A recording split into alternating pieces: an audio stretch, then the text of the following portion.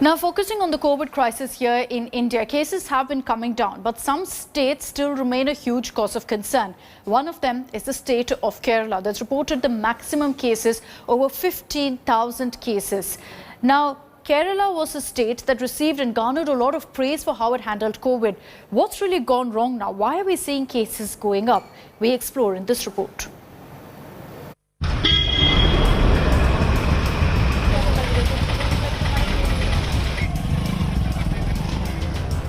Till a few months ago, Kerala was hailed for its containment of coronavirus.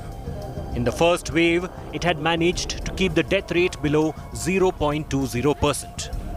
In the second wave, it managed to keep it below 0.45%. But now, situation isn't all that well. At a time when most states are witnessing a drop in coronavirus cases, Kerala has seen a sudden spurt in its COVID-19 tally. Nearly every day, the state is reporting over 12,000 fresh cases. The magnitude of crisis is such that Kerala became the second state after Maharashtra to cross 30 lakh infections since the pandemic began. Prime Minister Narendra Modi expressed his concerns over persistent high number of COVID cases in Kerala to his new Council of Ministers. Kerala's COVID expert committee says the rising numbers are due to targeted testing. Targeted testing means whenever we are in Kerala are using 100 tests, each and every 100 tests is more or less used for people where the test positivity, the probability of test positivity is high. The epidemic will not peak high. The peak of the epidemic will be lower, but it will be spreading for a longer period of time. That means in that community so many people are there still susceptible for the infection. They are not getting the infection only because the community is not allowing them to get infected. That peculiar segment of people will also be infected when this lockdown is lifted. The Indian Medical Association echoes the view.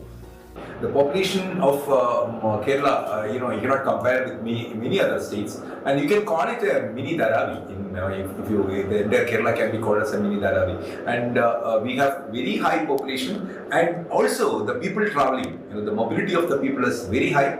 It's across the borders, and also inside the state also the mobility of the people it's very high. So these are the two reasons we can say why the cases are still high. Kerala follows a local body level containment strategy. Areas are differentiated based on their positivity rate. Category A denotes regions with least positivity rate. Category D denotes the worst affected regions.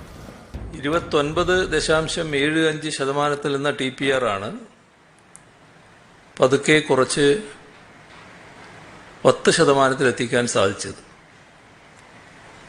എന്നാൽ അത് കുറയുന്നതിൽ പ്രതീക്ഷിച്ച പുരോഗതി കാണുന്നില്ല. എല്ലാ കാലവും lockdown നടപ്പിലാക്കാൻ പറ്റില്ല. അതിനാലാണ് നിയന്ത്രണങ്ങൾ കുറച്ചു കൊണ്ടുവരുന്നത്. എന്നാൽ TPR 10-ൽ താഴാതെ നിൽക്കുന്നത്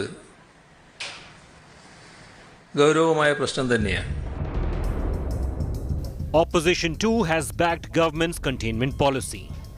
We have given unconditional support to the government because when the pandemic situation, the people are in a panic situation. People are dying. So many persons are in the hospitals, serious conditions.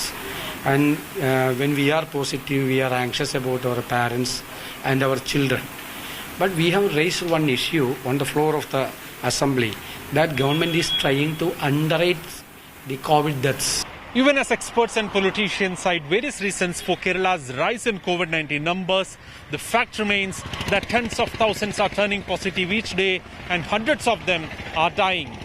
It will indeed be a huge task ahead for the government, balancing life and livelihood in the days and months to come. With camera representing Kurat Shekaran, Gopi Krishnan, Thiruvananthapuram for India Today.